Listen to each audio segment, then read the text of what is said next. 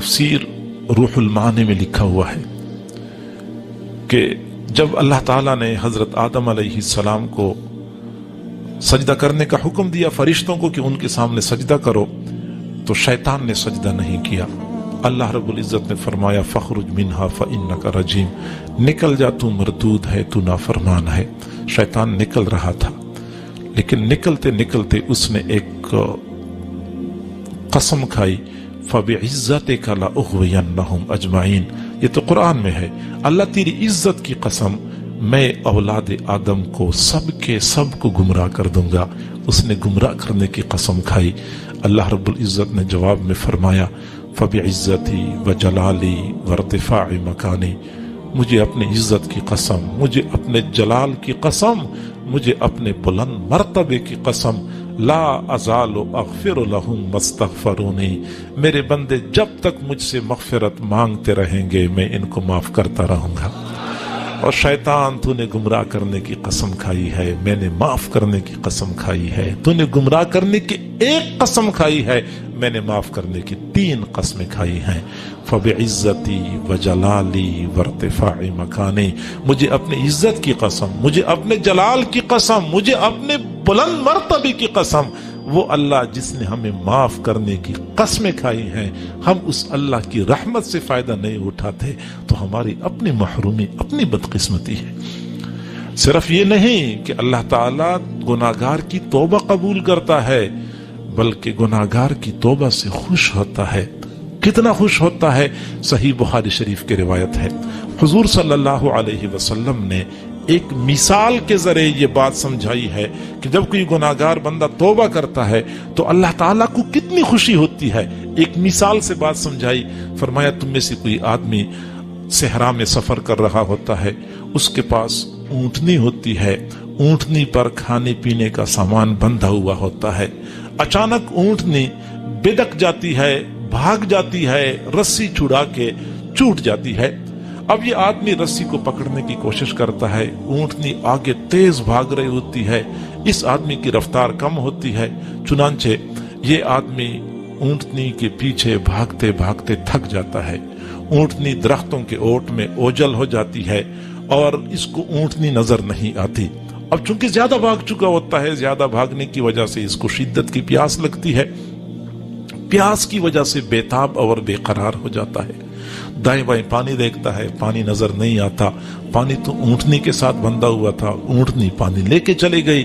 اب یہ جب پیاس شدید ہو جاتی ہے تو اپنی موت اپنی آنکھوں کے سامنے دیکھتا ہے کہ میری موت بالکل یقینی ہے، جنگل ہے، بے آب و گیا علاقہ ہے، نام کے لیے کوئی آبادی نہیں ہے۔ موت کے انتظار میں ایک درخت کے نیچے لیٹ جاتا ہے، پیاس کی شدت کی وجہ سے غشی کا دورہ پڑتا ہے۔ تھوڑی دیر بعد جب یہ ہوش میں آتا ہے تو کیا دیکھتا ہے کہ اس کی اونٹنی کھانے پینے کے سامان سمیت آئی ہے اور اس کے پاس کھڑی ہے۔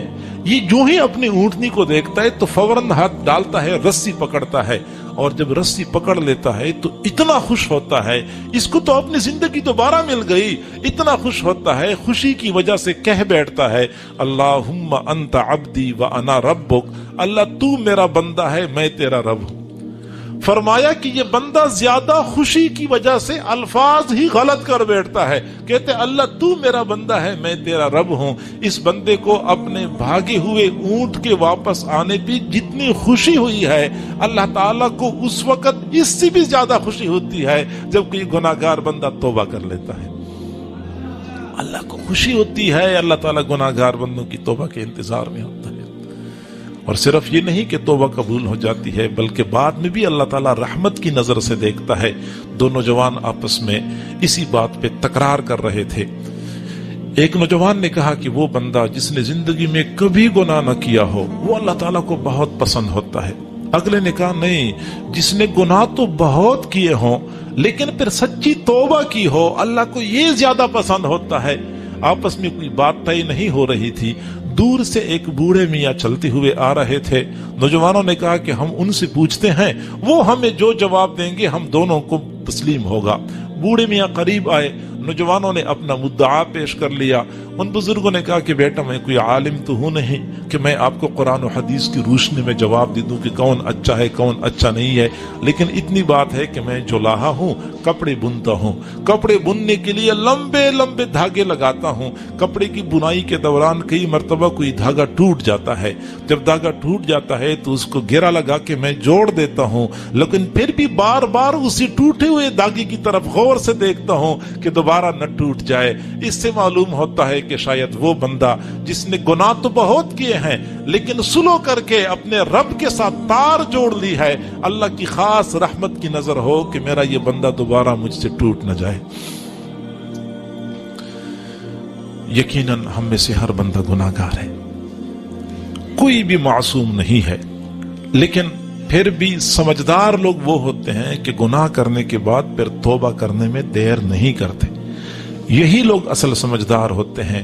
वो बेचारे महरूमुल किस्मत होते हैं कि गुनाह करते हैं और गुनाह करते हैं, गुनाह पे गुनाह करते हैं और वो तौबा नहीं करते। मैं कई मर्तबा दोस्तों से कहा करता हूं कि गुनाह तो बंदे से हो जाते हैं, लेकिन गुनाह के बाद किसी बंदे का बेचैन हो जाना, परेशान हो जाना और तौबा करने के लिए बेकरार हो जाना, ये इस बात की दलील है कि अभी सीने में ईमान की चिंगारी मौजूद है। अगरचे वो गुनाहों की राख तले दबी हुई है, लेकिन उसको थोड़ी सी हवा लगाई जाए, ये चिंगारी दोबारा भड़क सकती है, सीने को ईमान की हरारत से गरमा सकती है।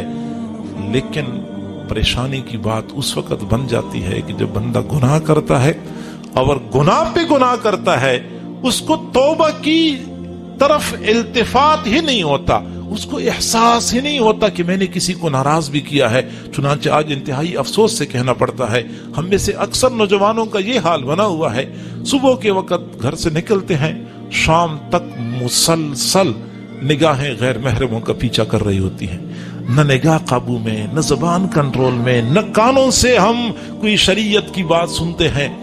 और इसी तरह जब हम रात को सोते हैं तो सोने से पहले 2 घंटे 3 घंटे स्क्रीन के सामने बैठ के थरकते जिस्मों के तमाशे देख रहे होते हैं और देख देख के हम थक जाते हैं, औंधे मुंह बिस्तर पे गिर पड़ते हैं। हमें जर्रा बराबर एहसास नहीं होता कि हमने किसी को नाराज किया है, हमने किसी की नाफरमानी की है। ये इस बात की दलील होती है कि शायद ईमान की चिंगारी बुझ चुकी है। ये इंतहाई खतरे की बात होती है।